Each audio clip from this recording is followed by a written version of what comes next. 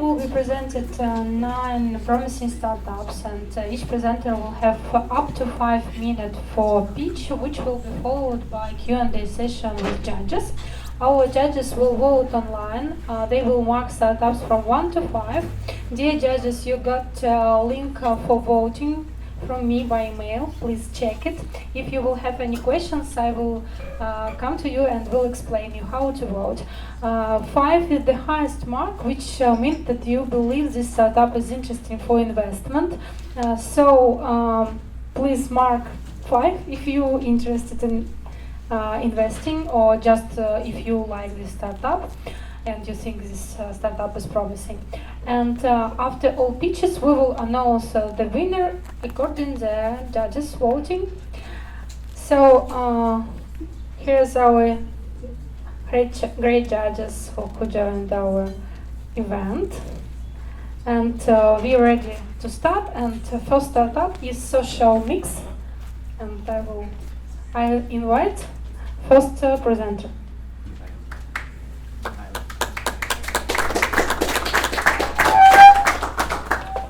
Again, so my name is Gary Gilkison. I am the co-founder and CEO of a company called Social Mix. We are a mobile experience for the cocktail beverage industry. So if you're familiar with Vino for wine, we have a similar concept as that, but we focus on the cocktail or the mixed drink space. So I'm going to start off with a question. So typically when you go out to a bar, a club, a restaurant, get seated at a restaurant, what's the first question that you get asked? What do you want to drink, right? So that's the first problem that we solve for the patron. The second is for the mixologist or the bartender. What's their motivation? Well, they're trying to expand their career, learn more within the industry, and be better at their craft.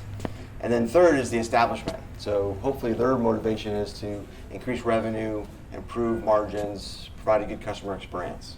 So those are the 3 stakeholders in our model. Each one of those have unique challenges, but they're all tied together.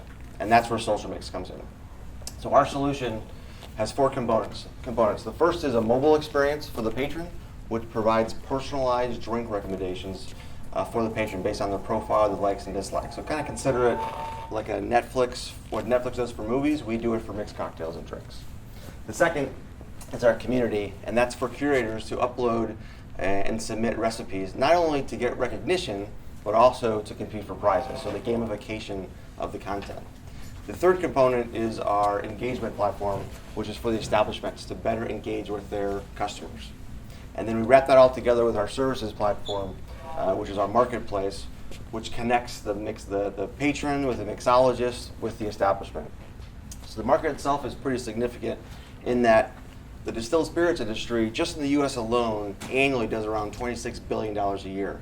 There's over 240 adults that consume alcohol in the US, over 600,000 mixologists or bartenders, and over 1 million establishments, bars, clubs, and restaurants. So great opportunity, but how do we monetize that? So our model has 3 revenue streams. The first is our community, which is based on active users and we provide the mobile advertising platform for that. The second is our marketplace, which is that services platform that I spoke about that ties the 3 groups together. And then finally is our engagement, which is our advanced marketing and our lifestyle brand for the establishments. So we have a lot of detailed information in terms of the financial plan and the business model that we've done. So much that I even hired an outside consultant that does M&A stuff for VCs to do a due diligence and audit our financials, our business plan, and our forecast. So we're very confident in our numbers. But for my management team, what we've done and what I focus on is really one equation, just to simplify it, which is 3 + 3 = 27x. And really what that means is we have 3 stakeholders, remember the patrons, the mixologists, and the establishments. We have 3 revenue streams, which I talked through. And our goal for our investors is a 27x return.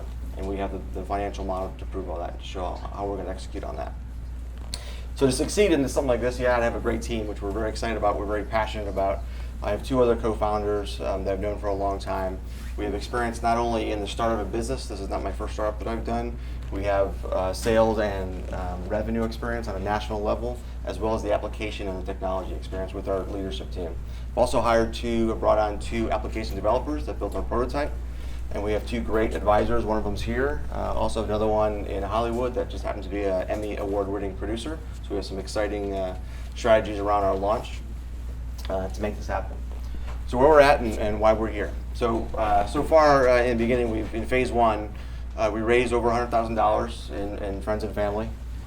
We've developed a prototype. Like I said, we developed our business plan. We've validated the marketplace. And now we're in phase two, so we're seeking $500,000 using the SAFE vehicle that I was looking earlier, with a goal of three purposes. One is to build our MVP, two to launch it into the market, and three to support our operations. That's Social Mix. Who wants to make me a drink? Thank you.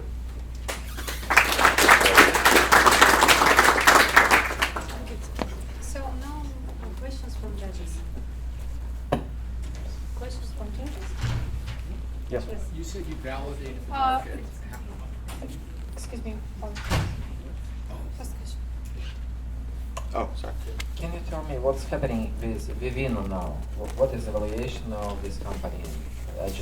Well, they're still private, so they haven't exited yet, but they've raised over $56 million in VC funding. The last round was $20 million. In the last couple of years, they pivoted from just the recommendations for wines to now distribution. So they went from about $3 million in revenue a couple of years ago, all the way up to $40 million last year. So they're changing their dynamics there. They have about 35 million active users a month. What do you mean into the distribution? So initially for Vino, which is our model, is we provide the recommendation. So they do the wine recommendation. Yeah. Yep, right. And so now, and then they would have partners that actually distribute it. So if you wanted to order it online, they would have distributors that would distribute. Now they're actually building out their own warehouses based on the VC that they received. Yes. Wine drinking is a religion. How do you compare cocktail with wine?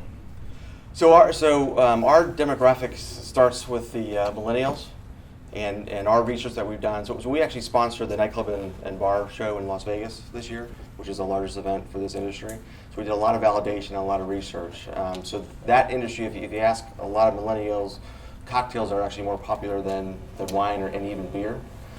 In addition, they're willing to pay a higher premium, so they want that colorful umbrella cool drink. So we think it's a great market. See, when you come to me as an investor, like Yes, sir. for investment, then when you say I have done a lot of research, it doesn't mean anything. You have to speak numbers there. Okay, I spoke to about 300 people. Okay, I went to these 3 cities and spoke to millennials in this age group. Yes. You have to define your persona very clearly when you start talking to me. Now, I have one more question on the metrics that you showed. Okay, you showed CAC and you showed your LTV and so on. Yeah. Yes, sir. Yeah, the CAC and the ARPU and so on. Yeah. Where did you get these numbers? So this is based on 3 companies that we did research on. So Vivino for wine, Yumly for food, and Untapped for beer. So we looked at their models, their revenue streams, and what they've done, along with food and beverage industry in general, and then came up with our own assessment. And where do you get your attention? Just from the same people? Industry average. You're taking them as your comparables. Right? Exactly, yeah. And then even down to the CPM and all that pricing and so forth. We use $4, the industry average is 10, generally speaking, but for food and beverage, we narrowed it down to 4. Thank you. Questions? I was just going to ask, on this validation, could you give a little more color to that? But I think that question just got asked. Yeah, fair enough. Thank you. So judges, do you have any more questions? Yes? Sorry. This is a qualitative question, so maybe a little bit easier. Where's the biggest growth in the hard liquor market right now, and what's the most popular cocktail, or couple of most popular cocktails among your target demo? Yeah, so it's interesting. So from a demographic standpoint, it's the millennials. They're for sure the best opportunity that we see. And what's interesting in our research is that women actually are a better opportunity for us than men. Close, but women actually are a better opportunity. From a cocktail perspective, it's the premium, outside of the specifics, just liquor alone, the premiums are off the charts in the last 3 or 4 years based on just, so when you go to a bar, do you ask for a vodka tonic, or do you say I want a Tito's and tonic, right? That's just kind of the new generation of doing that, is the specific cocktails. Margaritas, vodka martinis, things like that. Yeah, exactly, all that. Thank you. Questions? Do you have questions? No? Okay, thank you. Awesome, thank you.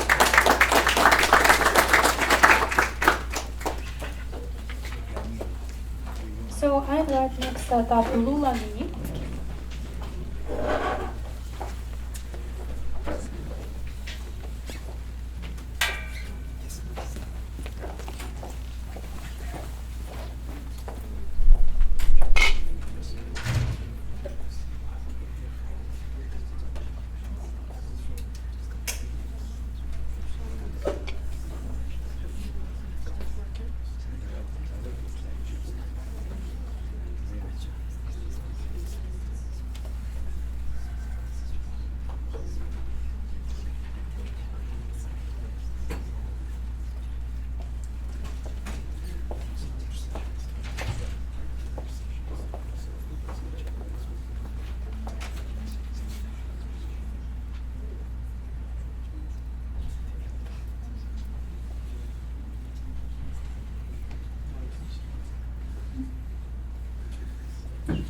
Some technical difficulties.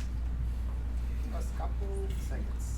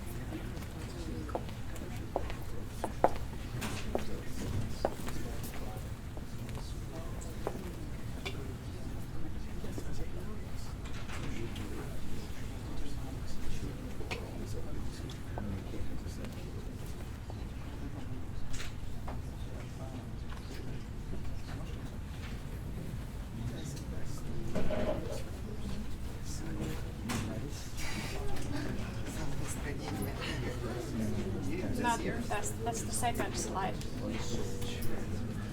First, Yeah, that's the first. thank you. Go ahead. And now you're gonna start the video when I go to the second. Excuse me. Okay.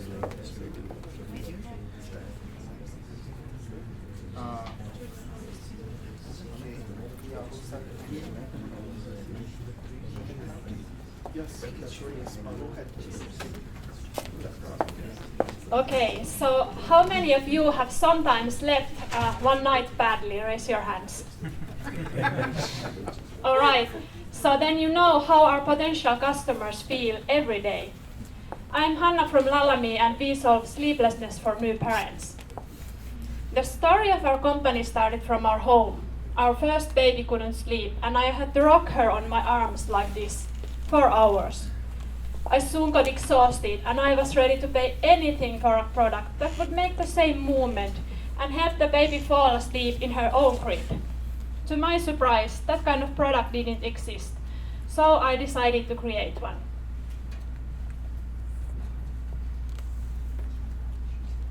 And the Lalami self-rocking baby mattress moves the baby up and down gently. It mimics the movements in mother's womb. This product fits into a standard-sized baby crib. 85% of our customers report that their baby either fell asleep quicker or started to sleep longer periods with this product. We have a patented mechanism in these countries. The mechanism consists of a pipe that releases and stretches a fabric that makes the baby go up and down. There is a small toy level voltage motor on one corner, and you control this product with your mobile app. Later on, we are going to bring some health data to the mobile app as well about the baby. Consumers can buy this product in our online shop globally already now and through some retailers. And they can also try it for 30 days and then make the buying decision. At the moment, the consumer price is a bit below $600, and our customer acquisition cost is 15% of the turnover. Our margins are already now good, and they will going to be even better with the next product version in January. According to our own market research, about half of families struggle with baby sleep, so the market is huge in USA alone. These are the trends that drive our growth. So the age of first-time mothers is getting higher, so they have more money and less nerves for the sleeplessness. And the young couples are moving to cities where they have less relatives to help them with the babies, so they need new solutions. I have started new businesses from scratch before. In marketing, we have Stella, who has been in baby product marketing for 20 years. Mikael in production has Six Sigma Black Belt in production quality management. And Markus here knows mechanics and embedded systems very well. We have angel investors who have scaled up consumer businesses globally and profitably. So far, we have got $100,000 of revenues from 12 countries in our test marketing. And now we are looking for $4 million investment to scale up the sales and marketing even further. So far, we have raised $2 million. So if you're interested to get our investor deck, now send me an email, and you can see the product also on that table over there. Thanks.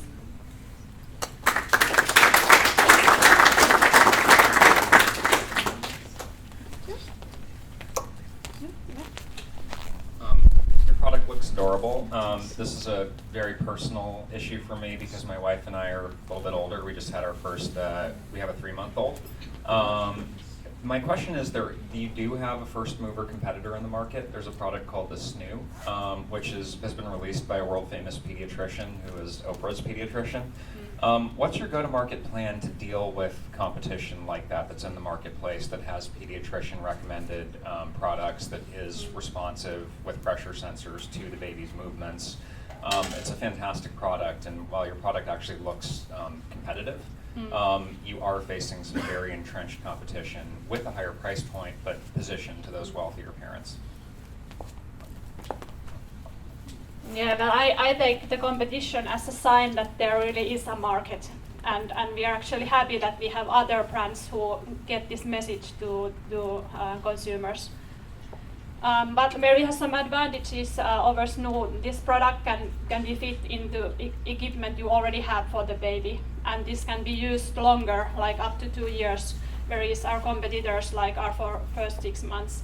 Also, we don't tie babies anywhere. We have developed that kind of safety features that we don't need to tie the baby to their bed. They can be there freely. And also in the States where it's allowed, you can use it as a sidecar. So if you take advantage of, you can position that next to you. So it's a lot easier to feed your baby in the middle of the night when you don't need to stand up to put it in a separate bed like SNU or something else. Thank you. Hannah, can you speak to your future product roadmap? Usually venture investors like to see a company, not just a product.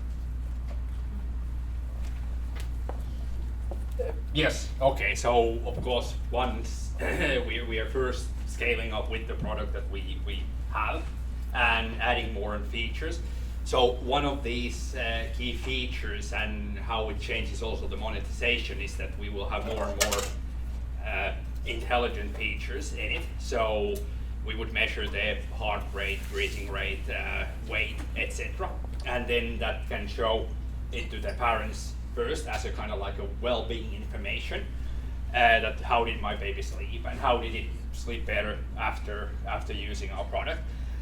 Later on, then it can go more into healthcare also and preventive healthcare even. So now let's say that we have data of thousands, tens of thousands of babies, and then you put one there who has slightly different kind of heart rate, for example, then it will already detect that, okay, there's something fishy going on, you should go to the doctor. And then it can also show, you can even provide the doctor the kind of the data that what has maybe changed throughout the babies. So, okay, that's one on the baby niche.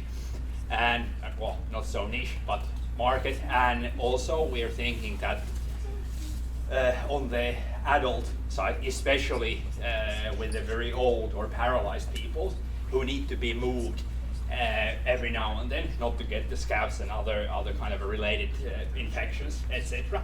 So that would help to alleviate those problems that do arise from that, and then it would could go in the hospitals and these kind of those kind of branches we see that will come next. And there's also a lot of sleeplessness among adults, so yeah. So there is also lots of sleeplessness among adults. Our next product version can carry from 70 kilos up, so let's see if we are in that business someday too. Any more questions? You said something about patents, so can you talk a little bit about that? Yeah. Oh, I don't need the mic, I have a loud voice. Okay, there was the fairly big list of countries that was on the US, Europe, China, a few other markets globally.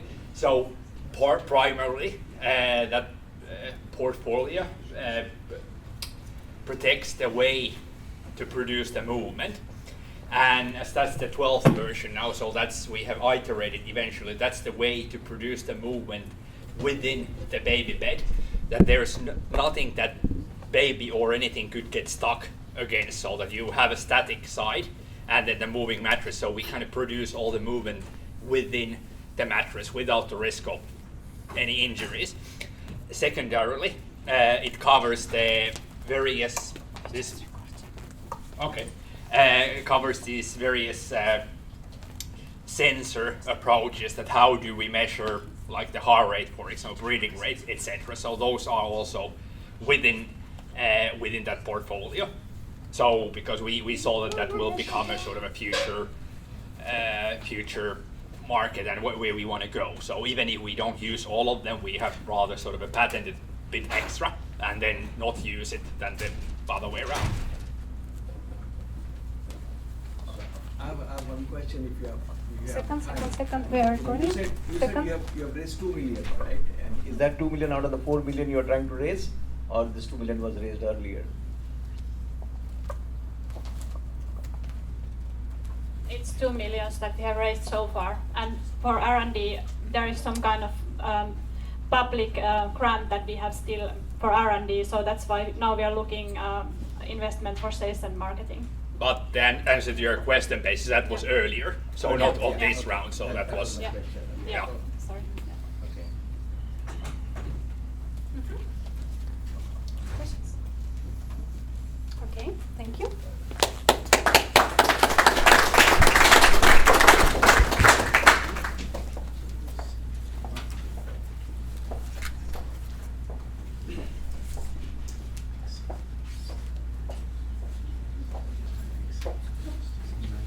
So next startup,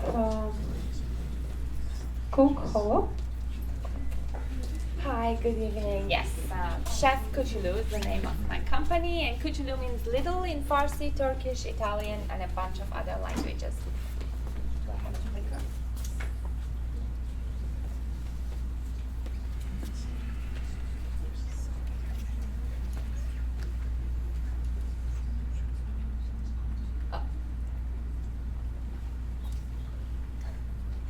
All right. Every parent's biggest wish is to have a child that's happy, healthy, and smart. Anybody disagree? Didn't think so. And yet, childhood obesity continues to be on the rise. Kids are failing school. In the U.S., 2/3 of children do not pass their math or science exams per year. 2/3, and 1 out of 7 children are depressed.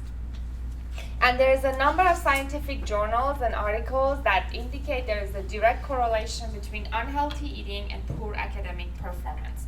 So our vision is to improve the health, happiness, and education of children worldwide. And our story began right here in Silicon Valley when my daughter started attending an economically disadvantaged school. And I became a volunteer to help teach children about healthy cooking. And I would teach it through cooking from countries of where the kids' parents had immigrated from. Soon we realized that this was a very popular approach, and the teachers asked me if I could do this regularly, and other schools approached me and said if I could do the same. And I realized that education was actually a huge market opportunity. Less than, in just last year, more than $90 billion were spent on supplemental educational material, and on average, every developing country spends about $10,000 per year per student. So we came up with the idea of Chef Cthulhu. It's an interactive game. The experience begins when a child chooses a country from our 3D interactive globe and is immediately presented with fun facts about the country. As they begin cooking in the classroom, we present math and science-related concepts that are aligned with their specific curriculum, and it's aligned with national standards such as NGSS and Common Core. And of course, our hidden agenda in all of this is to teach them about healthy eating, and we define healthy by fresh, local, embracing plant-based proteins. And but because most schools don't have money to pay for health, nutrition, education classes, that's where the alignment with the STEM topic, for which all the schools seem to have funds for, comes in. We did a survey with 1,000 participants and realized that on average, after only 3 lessons, kids started eating healthier. And these are all the criteria how schools get judged in the US and in most of the European countries we research, and we basically help schools with all of those points. We've been recognized by a number of institutions such as the National Science Foundation, ISTE, the world's largest EdTech conference, and have won a number of awards, up to $1 million in non-dilutive funds. And through the support of the National Science Foundation, we were able to also measure our academic success, and we have proven that kids improve learning by 51% after 10 Chef Cthulhu lessons in math and science. Sorry, I don't know where the Russian is coming from. And then it's stuck. Can we do it by? But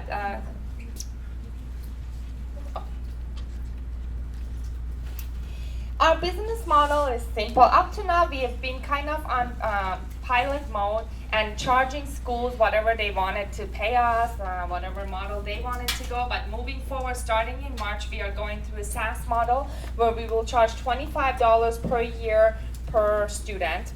And the community here has been embracing us very warmly. Educators, doctors, parents have all supported impact we've made in the community. And of course, there are a number of great competitors teaching children STEAM. There's tons of apps that are teaching kids how to code, but none of the approaches to teaching STEAM are combining it with healthy nutrition teachings, or something that both girls and boys are equally finding attractive.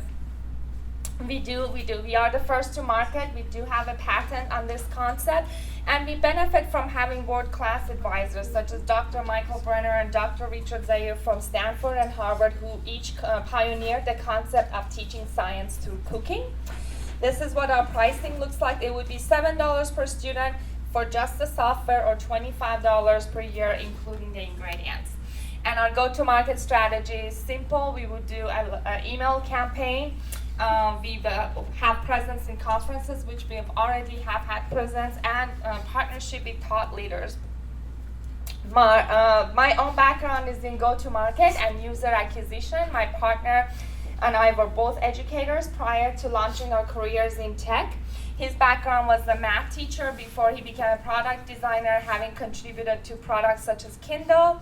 I talked about some of our advisors. Our first board member is Tom Kalinske, who was the CEO of Leapfrog, and Barbie, or Mattel, if you have not heard. We have, so we are raising about $1 million, and the US government will match an additional $500K, and with that, we can promise a 3x return.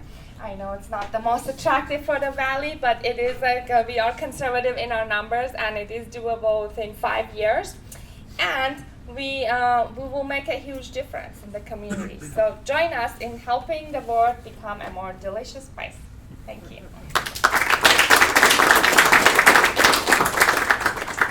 Hello everyone, my name is Billy Brush and I'm the CEO of Dark Horse, and our team is developing the world's first youth sports operating system.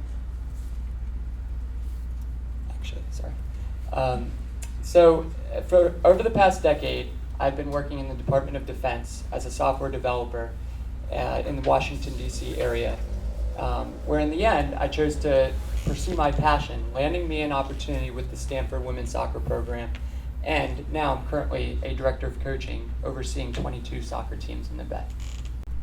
The problem in youth sports today is that performance isn't tracked and coaching isn't scalable, and we are changing that. Coaches are cutting corners and coaching multiple teams at once in order to try to make a living.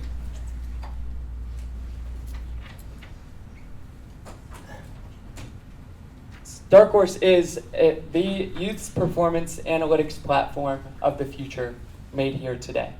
And we're in the process of helping to create performance tracking, rankings, virtual coaching, and automated highlight reels. Here's a picture of our MVP. On the left-hand side, you see performance tracking and rankings for the very first time in industry. On the right-hand side is our virtual coaching feedback feature. In a very short time, coaches will be able to set their price to engage with players anytime, anywhere. By 2024, the youth sports performance market will be worth $58 billion. We're focusing our energy around 3.5 million youth athletes, where we're focusing on athletes ages 6 to 12 years old. There's not a lot of competition in this space, and we're going after the market by generating $1.6 billion. By doing this, we're in the process of doing this by taking 10% with our virtual coaching feedback feature and employing a freemium feature that is a freemium business model. Yeah. As Dark Horse moves in time, Dark Horse eventually organically enters into the collegiate and the professional marketplaces. We truly have a dream team with expertise from Stanford, MIT, and the United States Soccer Federation, as well as the MLS. Didier Chambron is the head of coaching curriculum for the United States Soccer Federation, and Tim Carter is with the Minnesota United within the MLS. We've currently raised $60,000 for our MVP and have test cases with 60 players. We're raising $1.5 million as we're about to take things to the next level. The world is begging for a talent identification business model. Just today, the director of talent identification for the United States talent identification for United States Soccer tweeted that they want a business model for talent identification. It's here today. Thank you very much for your time.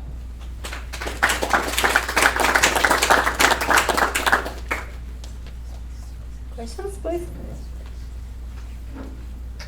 Here. You're in a very interesting space, I must tell you that. Thank you. Since today morning, I must have met at least 2 companies who are into sports analytics. So good. So my question to you is, you spoke about what your product does, but you did not elaborate on how it does. Okay. Okay, and you did not elaborate why you think you will get the traction that you're expecting to get. Sure.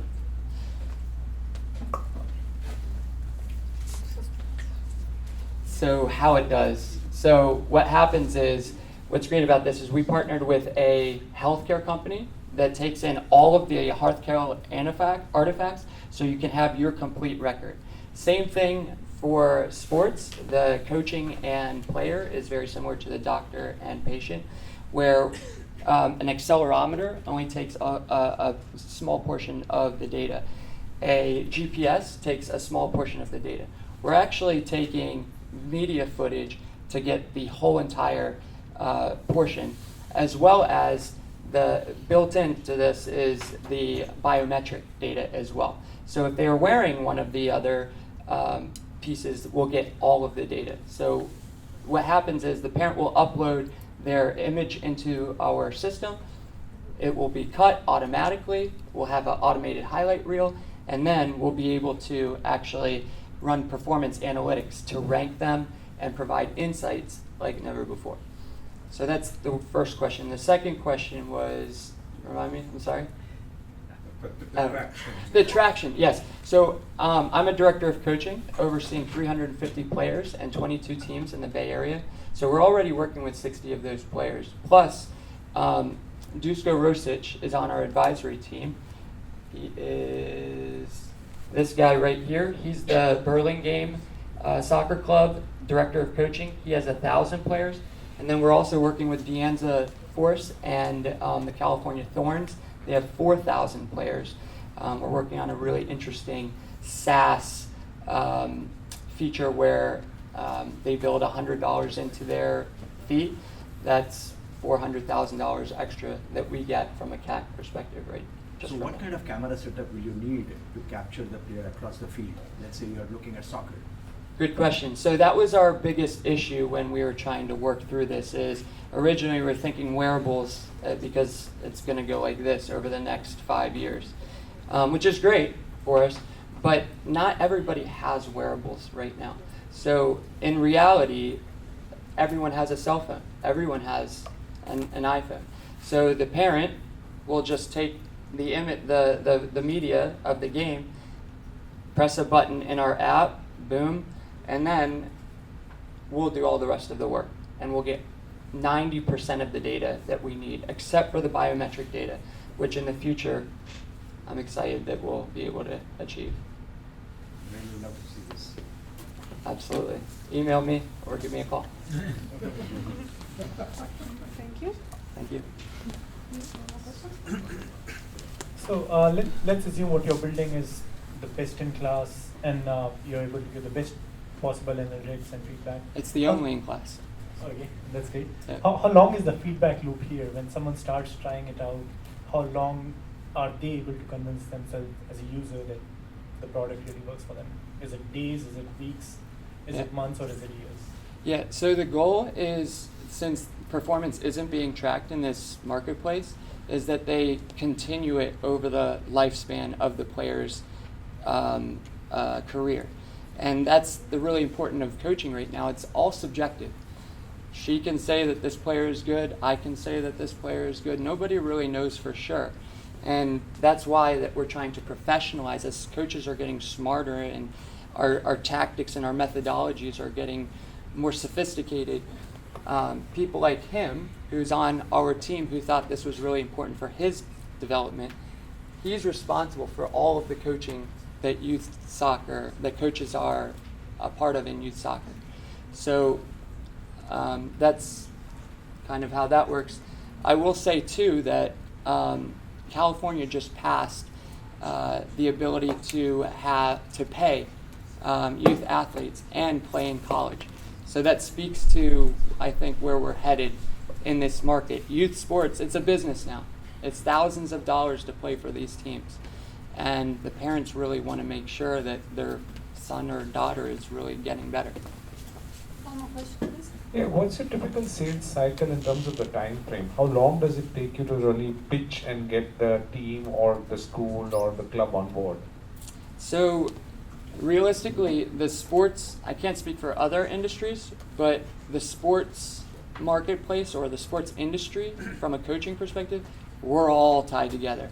So I have an A license, which is the highest in youth soccer. And at the top, for instance, in order to apply for the A license, 5,000 coaches applied, only 30 got in within the cohort. So we all know each other. So being at Stanford on the men's side, Ben Moan, I went to Kansas City, we did our A together. He was in a part of our case study where we had 60 coaches, 20 players, and 20 scouts and recruits. So in terms of like the time, everybody knows each other, and it didn't Like people are begging for this to kind of happen. So people are. It was the next day that people really wanted to join our team and be a part of this. We flew to Chicago, where we were able to capture Didier Chambaron and U.S. Soccer. So that's a tough question, I guess, to kind of work through. But I think that it's very quick to try to answer it the best way possible. Yes, one more. Could you please talk about revenue streams or monetization? I think you alluded Yeah. to it, that your record is Yeah. subnet, and I think Yes. one of the unanswered questions. Yes. Like the delay in the future. Yeah. So I'm sorry. Forgive me. I'm a little nervous when I'm up here in front of the audience. So within that slide, let me go back.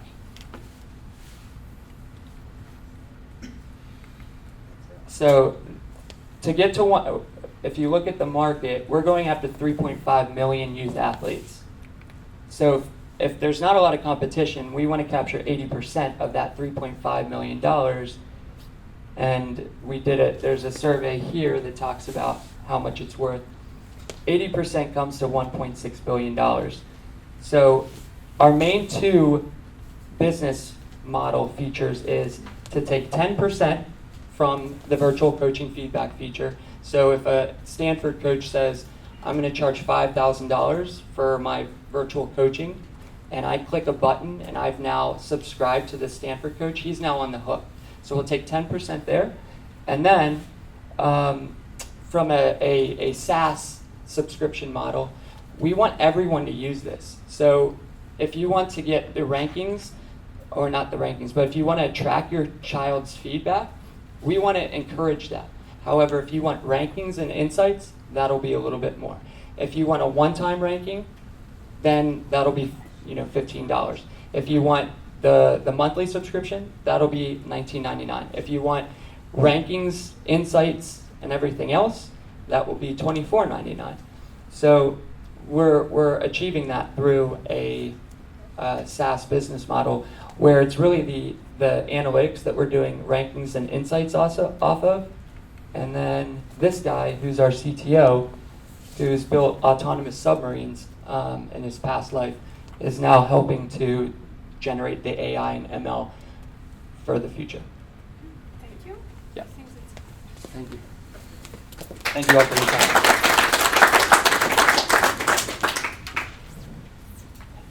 So next startup will be HoloAsh. We invite next startup. Dear judges, I would like to remind that we ask you to vote online. And if you have some issues with voting, please ask me. And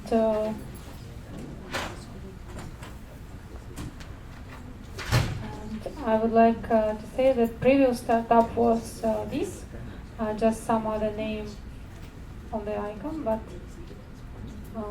this was this startup. And next startup will be HoloAsh.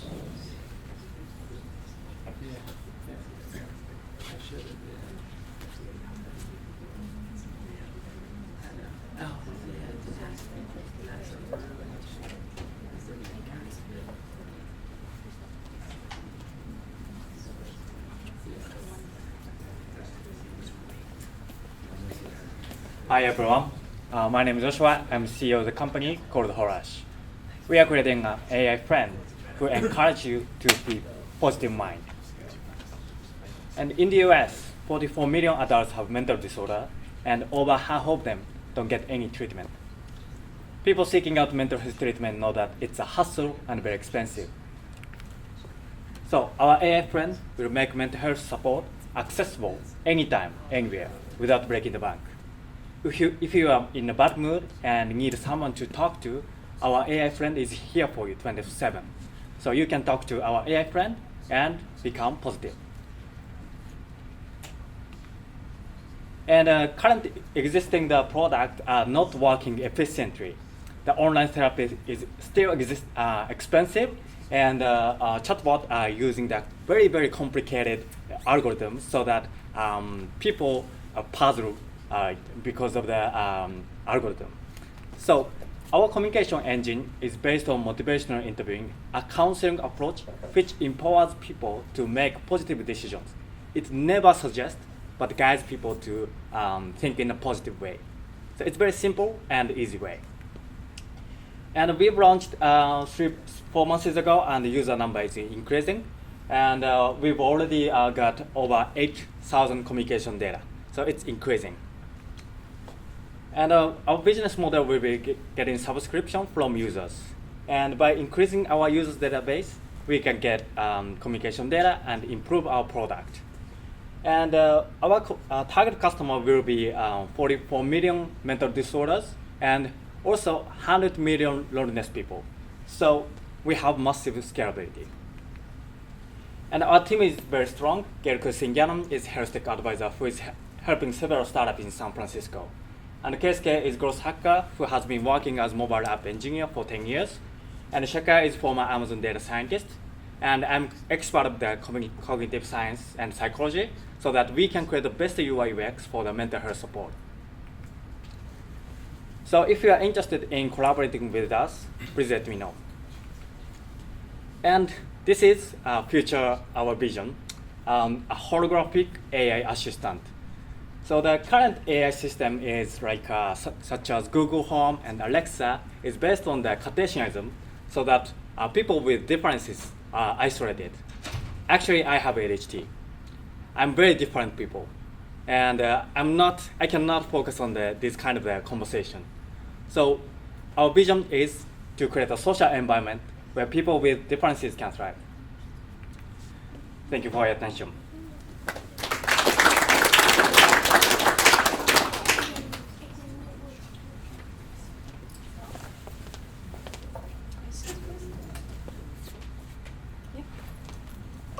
At what stage are you now?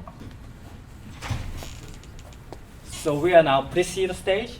We launched mobile app, but we are seeking $500,000.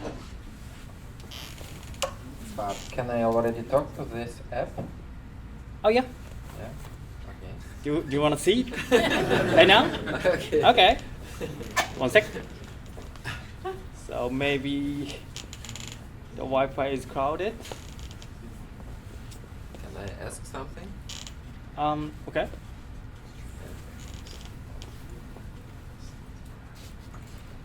I have mental disorder. It's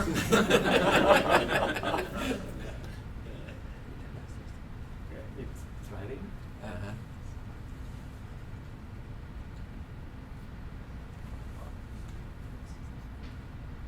You say hi, you have mental disorder? It's kind of a reflection methodology. Uh-huh. So you say you have mental disorder. It's reflection technique. Okay. So this AI is now trying to get the warm connection with you. It means rapport. Do you know rapport? Rapport. Yeah. But can I really talk to this? Yeah, of course. Yeah. Now? Let's start. Okay. Now? Okay. I can't sleep right now. What can you recommend? I'll type.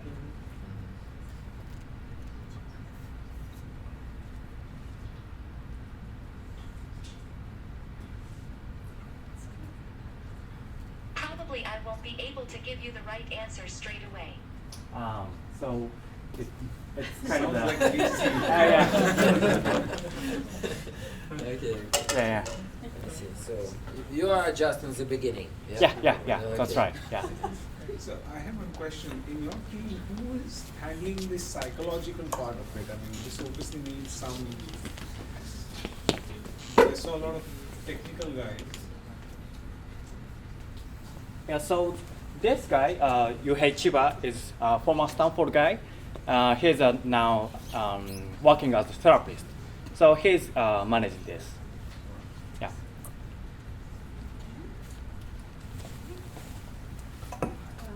Questions? Okay, thank you very much.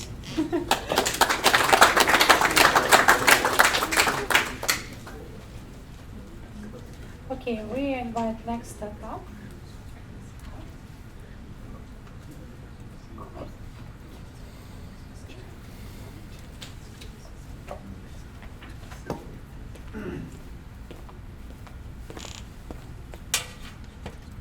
I'm going to do a live demo too. Hope the demo gods are with me. Hey guys, my name is Arjun Tyagarajan. I'm co-founder and CEO at Wise. So when Suresh, my co-founder, and I founded Wise in 2018, we needed a business bank account. So we drove all over the Bay Area. Let me see if all over the Bay Area, literally trying to open our business bank account. We had investors committed, over $1 million in our pocket, yet no one to bank with. Finally, a few days later, we got a bank account, but the entire experience, right from having to go to a physical location to just the old technology, how slow the process was, and how expensive it was. In today's world, I think that was unacceptable. Clearly, there was something wrong. And we were not alone. I interviewed hundreds of business owners in their tiny back offices and saw they face similar challenges. So what we decided was to build banking, but banking just for small businesses. And our research led us to something very, very interesting. What is it that small businesses want when it comes to their banking and payment needs? The number one request by far was they want to see money in their pocket, which unfortunately does not happen today. And what we built was banking and payments in one unified experience, which I'm going to show you right now. So this is a live Wise checking account, and there's $133 in it. Now let's say a business owner wants to get paid. They hit on get paid, and they want to sell, let's say, a piece of this business called SF Space Solutions. Let's say a piece of storage box for $10, and they can decide to accept payment any way they want. They can send an invoice. Right now we are doing it in person, so if I can get some help. So I would request it using a card reader. And this is something you guys have seen. There you go. So this is something you guys have seen in Square, Clover, but the first time ever this has been done where the funds that was actually swiped, the $10, are actually in the business's bank account instantly, right? And you'll never see banks do it. The reason being is that those of you familiar with fintech and payments, banks will never really take a risk on that credit. So as you can see, $133 in the bank account. Before the customer walks out, you see he's got his $10 in the bank, $143. He can go to the ATM, withdraw it, and actually sell anything they want to their customer, right? So this is great. For example, let's say a plumber provides $800 service at home. They don't want to leave the house before they have $800 in their pocket, because they might have paid $500 for materials, and maybe they have to pay their staff, right? So this is the first time we think that a fintech is actually thinking about small businesses, right? Thinking about their interests. And we've been able to bring this unique banking and payments experience to the market by partnering with two of the best in the business, right? And this is our three key value propositions we are offering. One is get paid instantly, being able to pay on demand using newer technologies like Visa Direct, push to debit, and this is something never been done before. A business earns 2%. That's right, 2% APY, not on a savings account, but an FDIC insured checking account. And this is again something a bank would never do. Our banking partner is BBVA, the best in the world when it comes to open banking. And our payments partner are Stripe and Visa. And of course, we have the best in the business when it comes to fraud detection, KYC, KYB, and all the good stuff that happens. We've onboarded dozens of customers on our waitlist, and we launched in August, and in just a few weeks, we have over 1.5 million in deposit, $250,000 transacted through the Wise platform, and $40,000 in revenue. How we make money? We get a rev share on the deposits from our bank partner. We get the interchange split being the card issuer. think of it, whenever you swipe a card, and all of you swipe cards all day or use Apple Pay, Google Pay, the issuing bank is actually making the money. So now we're on the issuing side, so we get anywhere from 80 to 120 bips on a card transaction, and we plan to offer loans to credit-worthy businesses in the platform in 2020. Finally, Wise is an incredible team that's out there to fundamentally change how small businesses bank, pay, and get paid. We have raised 1.7 pre-seed. We're looking to raise 3, and we'd like all of you to be part of this journey. Thank you. Thank you.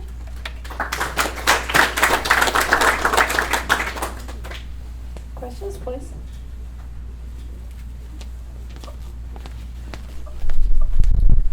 Very nice demo. Thank you. Works with you. Yeah, I mean, so far it's gone well. Yeah. So how much do you make on deposits? You said 2.5%, and out of that, I guess you're giving back 2%? Yeah, so the way we look at this is revenue for us, 250 bips plus the, let's say, 100 bips there. But what we're doing is out of the 2.5%, we are passing 2% to the business owner, which is our CAC.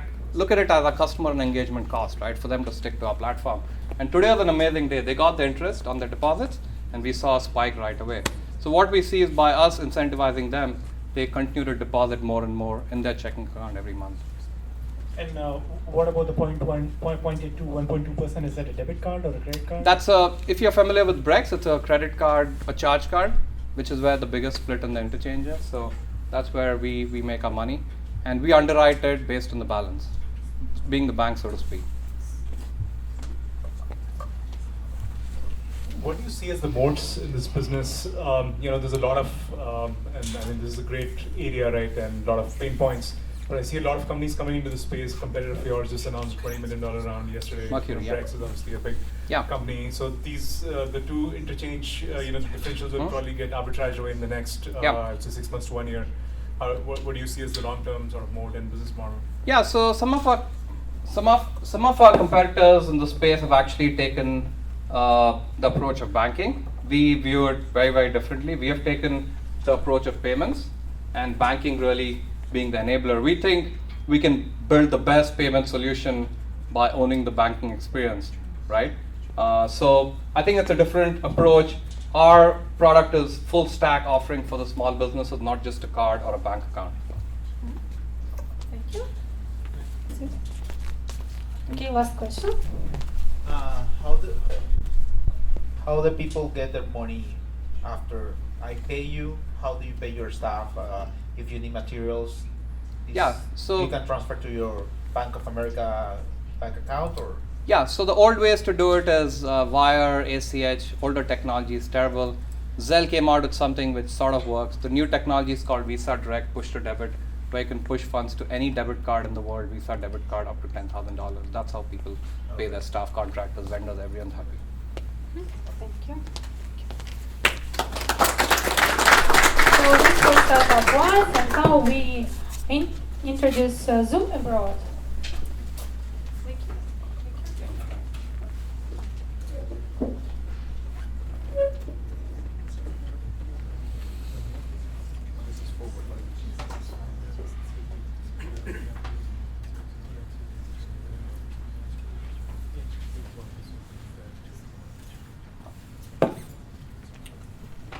Good evening, everyone. This is Abhishek from Zoom Abroad.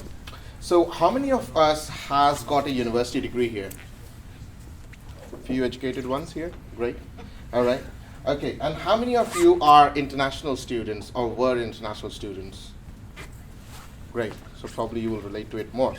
So there are 8 million international students every year traveling from one country to the another, and looking out for approximately 28,000 universities globally with millions of course options.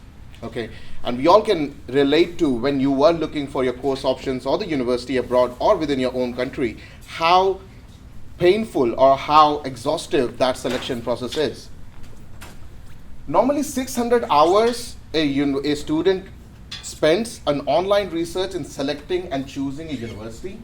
Or normally an international student goes to a final resort going to an agency and pays around $1,500 to do the same job, which is mostly biased or unreliable with limited information. It is those kind of middlemen which existed in previous life in insurance industry and financial industries. On the same side, universities are spending around 6,000 man hours per year, equating to around $220,000 in just filtering good and bad student. I mean assessment and application processes.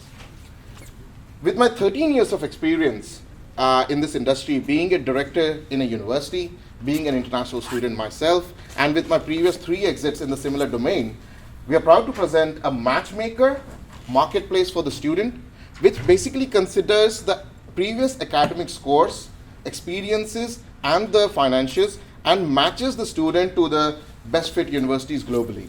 So a student creates a profile like in LinkedIn with their grades, and then the algorithm would match it very simply to the eligible universities. At the same time, gives them the probability of getting into that that university by the historical data. On the other hand, we work as a SaaS for the university, which is a subscription-based model, and the university would be able to reduce the 2 months job to 2 seconds, pretty much. How do we make money? It is a free platform for students. We do not charge students at all, and the university pays us per student success fee, which is approximately 15% of the first year tuition fee. At the same time, university pays us subscription for using the SaaS. On the other side, affiliates pays during the journey, where the students start looking out for a bank loan, going to an insurance provider, travel, accommodation provider, and every stages of their journey from looking for a university till the enrollment, they have some of the other affiliate partners they would contribute towards the revenue stream. We launched our first product, beta product last year in August, so our operation started only in last year, August. In last 12 months, we have partnered with over 480 universities in 22 different countries. We have over 208 enrollments so far in 12 months, and 10,000 registered users. When I say registered users, these are an ongoing lead which would be probably converting in for the next intakes of the admissions.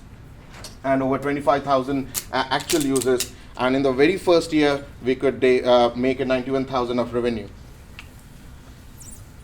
We raised so far $460,000. We are based in London, so 375,000 pounds to be precise, and we are looking out to raise 2.5 million as of now.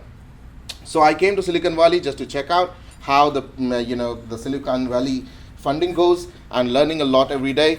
And so far in last 2 weeks from London and in US, we have approximately 800,000 committed, and we're still looking out for somebody to lead the round and a few angel investors to come on board. Of course, I couldn't do this alone. I come from the specialized public domain expertise. I am backed with Naresh Pai, who is our CIO with 20 years of SAP, ex-SAP experience. Chakrapani Sharma, who has over 10 years of corporate experience in process and due diligence, and so on and so forth. Some of the Juhi Jani, who has great international marketing outreach, who secured around 450 university partners along with working with me in last 12 months. Our go-to-market strategy, I forgot to put it on the slide, is basically through 2 different distribution channels. One is the IELTS centers, the coaching centers based out in developing countries, which is the mandatory requirement for many international students to come abroad, and also a strong digital marketing presence. Yeah, thank you very much. That's Zoom Abroad for you guys.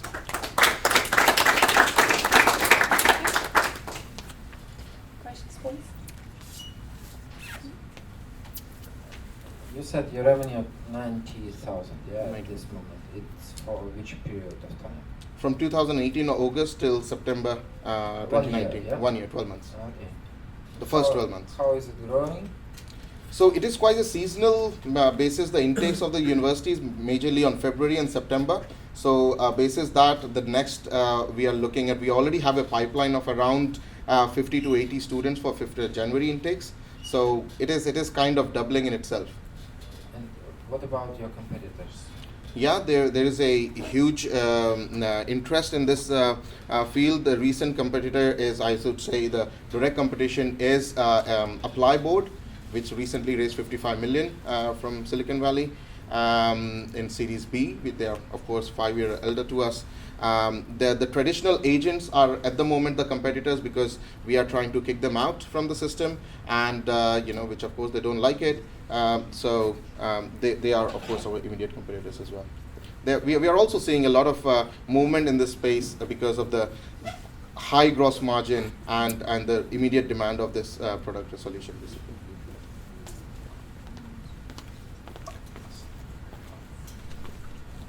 What's your typical revenue per student? I mean, it seems pretty low right now.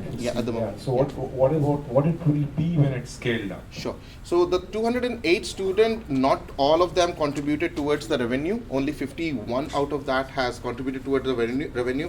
So we also place students in our non-partner universities where we do not have agreements on per success fee. So now we would be introducing from November onwards the freemium model. So if the student wants to go to Harvard, which is not a partner, they pay a certain support service price. Whereas on an average, considering from UK to US, it differs because of the fees is varied, but on average it's around $3,800 per student that we can make. It's about 10% of the 15% on an average, yeah. So tier 2, tier 3 universities it comes to. I have 3 questions. Sure. One is like, how do you verify the student's information that is put in your profile? And second is how you cope with the US kind of system, like holistic evaluation for admission. Yeah. And how do you approach to more like famous universities? Yeah. Which has like no shortage of students. Very good questions, actually. So ideally speaking, there is no, I'll be good with that. Ideally speaking, there is no document verification system, which is in our roadmap on year 3, the blockchain solution to verify these documents, which is not done by the university even now, or even by the visa offices or embassies. So at the moment, we are sticking to our rule of thumb of manually checking the documents which has been uploaded, okay, and verifying with that. The second question you asked was about how do you approach to the premium universities. So premium universities are oversubscribed anyway, so they are not looking for marketing channels as of yet. But then with our SaaS model, we would be able to approach them because they are oversubscribed. They need to more filter the students, good, bads, and the top ones. So with this platform, they would be able to see, okay, this is Abby, good grade. I would be able to send an offer letter rather than the students only applying to them. So it is another way of approaching that as well. I missed one more question. What was that? Sorry. Yeah, it's like the US is more holistic kind of evaluation. That's right. So when it comes to other than academics in the previous, where you write essays and your so it can still be make objectified. But then when it comes to essays, we are working towards NLP to standardize most accepted essays and SOPs, which makes the job a lot easier for the university. Yes, please. So about, you said you will be using blockchain for document verification. Year 3 onwards, yeah. Which I personally think is a good value proposition, because it's tough, right? Even for the students to send documents over and Exactly. over again to so many universities. So what's your what's your plan, or how are you going to make it, because it's like notarizing. Yeah, pretty much. So how are you going to actually materialize it? Yeah, so it's far ahead on our roadmap, but then still how we were planning to do it is basically start with one small country, not small country, the more required country. We are based in India, in Pune, so that's our first source market for the first year, whereas in our destination market has been in 23 countries. Eventually source we can expand it to Middle East, China, and so on and so forth. Coming to the point how we are started to partnering with the colleges and universities in India, so that we can reach out to their student first of all now. By the year 3, we would have that relationship, and a lot of government movement is happening in digitalization, as you would know. So there is a common repository has been formed, which is still in the white papers in Modi governments. So having that repository and very much right time for blockchain to come in the year 3, would match the purpose. will there be any revenue stream Okay. attached to it? Yes, so we Let's would probably do summarize that on a because we subscription. don't have Sorry, can I time. just take one question? Okay, one last sorry. question from Judge, please. Can you explain a little bit about your matching process? How, because that will be the key to your success, I guess. To be honest, initially we thought it is quite difficult, but it's actually very simple, rule-based matching. So on one hand, I have all the student grading system, grades. Okay, so we convert different countries' grade to a one common grade. Okay, so US have a different and Indian have a different and British. So we convert it into all one grade, the previous experiences and the backgrounds that we create a profile like in LinkedIn. On the other hand, we have the entry requirements of the universities. Okay, so it's simple match. If you meet that, you are matched. So you meet the entry requirement. The beauty is when it comes to we match it against the average of the previous successful students. Okay, and if we have recruited or the university have recruited, so we are gathering those data where we can give the probability of you getting into that particular program in that particular university in that country. So it kinds of first of all makes you realize as a student that, oh my God, I'm actually eligible for Harvard. I didn't know that. All right, the first thing, and then they can see, okay, it is 60% or 80% or whatever percentage, so that they can make a move. It is also backed by our experienced support team. So we help them in their application process, SOP writing at the moment, replaced by NLP in future, and then visa support systems as well. Thank you very much. Thank you, guys. That's it. Hello, my name is Jandus. I'm founder of Steelgram. We raised $400,000. Now our monthly income is 100,000 average. It is how I will start my speech next year if you give me money in this meet. Okay, Stogram is mobile app for quick search of repair shops and автопарк sellers. Можно следующий? Drivers just send request with problem details and they get the best prices within 5 minutes. We help to car owner get the best prices, and we increased client base of repair shops and auto part sellers. Problems, Problems for car owners, long search, absence of recommendation, and absence of prices. Problems of car service station and the auto part sellers. Expensive advertisement, its absence of problem specification, lack of choice in customers, and inability to sell own services. How we solve problems? Of course, we are a marketplace, and we solve two types of clients. Car owner just send request, and he sees all price in the city, and they can choose best offers. He can see profile with photo and the reviews from other clients. Okay. Дальше. Auto parts repair shops can see all requests in the system in the city and can choose most profitable ones.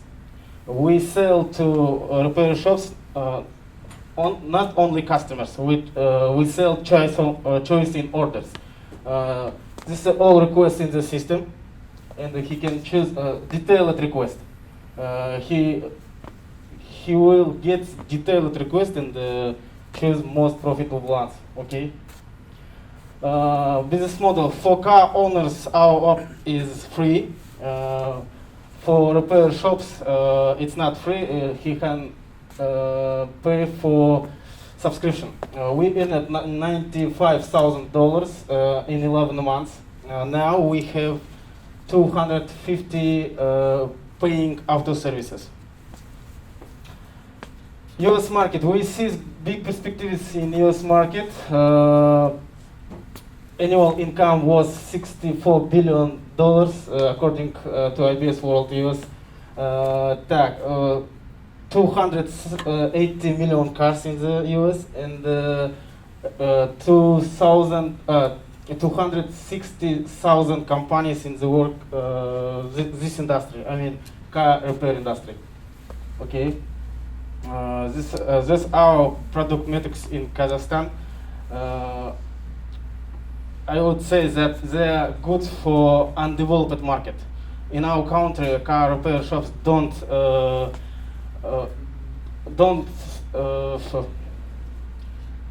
compete for customers, and they are not ready to pay for advertisement. Our retention in customers is 72%, and 80,000 cars already registered cars. Okay. Competitors. There are several competitors in US market. OpenBay, Your Mechanic, Wrench are most known. Our main advantage is price variety. So car owners can choose best ones. And other, for example, big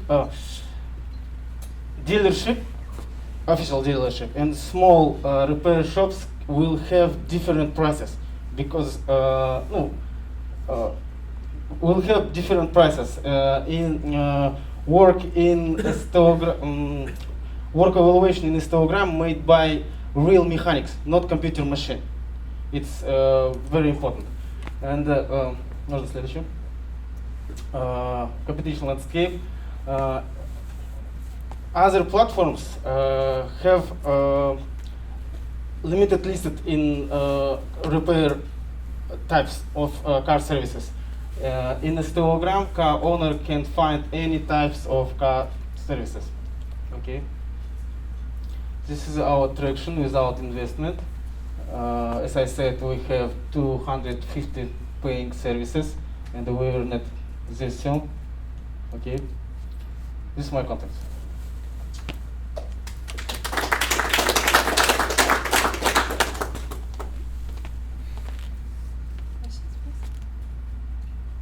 The traction you showed, is that for US market or No, is that for Kazakh? in Kazakhstan. So how are you sure that you will replicate your success in Kazakh in the US? What is your go-to-market in the US different? How is it different from Kazakh? Go to market. What is the difference between Kazakhstan market and US market? Какая разница между маркет? US market, I'm sure that we will perform better at mature market like US. Mature market. Mature market. So what is the difference This market is developed market. Kazakhstan is undeveloped market, and in Kazakhstan, a very small market. You try to explore the market to see that people really want to use your product here. Юля, помогите мне. Ты уже посмотрел рынок? Да, of course, yes. Почему ты считаешь, что можешь здесь развиваться? I saw competitors in this market, and they have machine algorithm. There are many models in car. Every car has many system and parts. Computer machine can't do it exact problem. In our system, real mechanics will be evaluation problem. And the third place today is the startup called Chief Kochalo. Please to the stage. And the second place is Lulami.